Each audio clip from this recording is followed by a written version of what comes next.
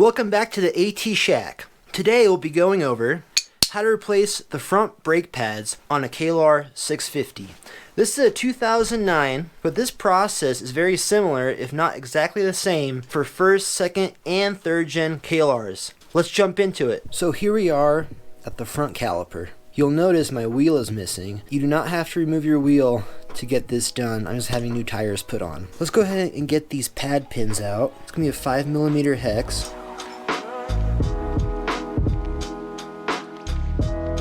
Those are loose. These two bolts right here that actually hold on the whole caliper, 12mm. Go ahead and take those out. So now that we have the caliper free, you'll notice the old pads, and here are your pistons. Push these pistons as far as you can back into starting position. Otherwise, when you put the new pads in, you won't be able to fit them over your actual disc. So let me show you how to do that.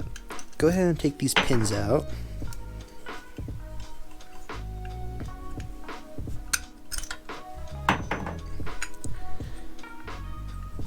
We can take one pad out.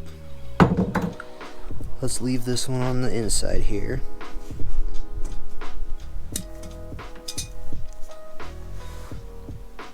I always like to use one of these.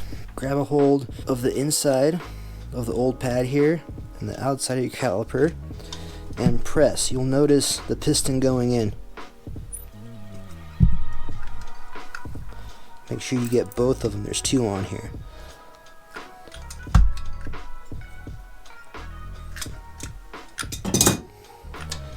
Go ahead and take this other pad off. We may be able to get this a little bit further in just to be safe.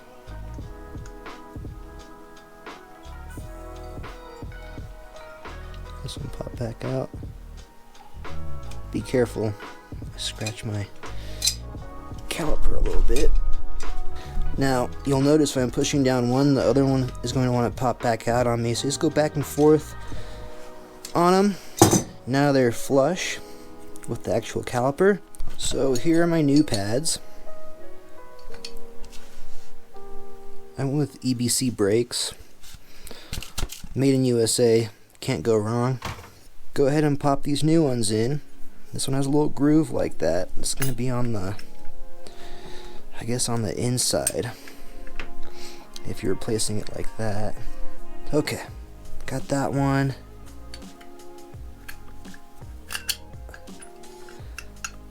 There's that one. I'm gonna put the 5mm hex in the center here. That's gonna help me get the pins back through.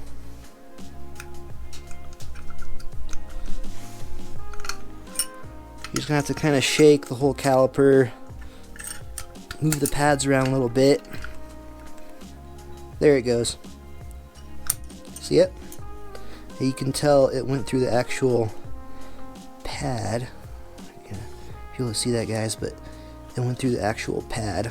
There's a hole in each of those pads. Let me show you. That's where the pin has to go through.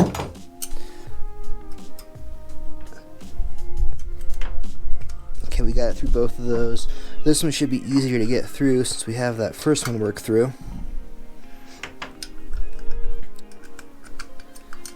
Just take a peek in there. Looks like it's going through just fine. Go ahead and start tightening these up. You will want to reinstall the caliper on here. It's going to be much easier to tighten these all the way down. So I have them just hand tight for now. I have a little rubber gasket on here. Make sure not to forget that. Go ahead and put these bolts back in.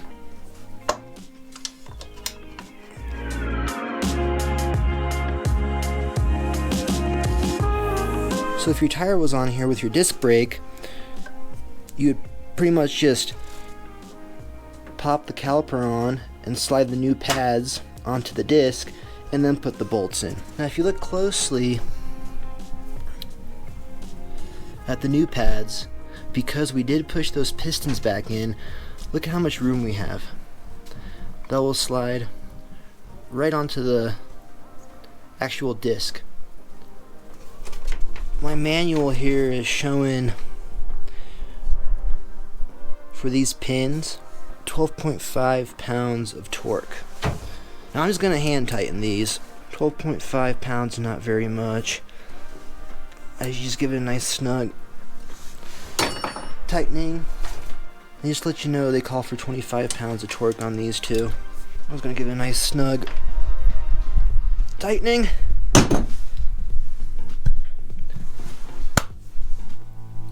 And there you go. New pads installed. Easy job. You can get this done, 10-15 minutes. Catch you guys in the next one.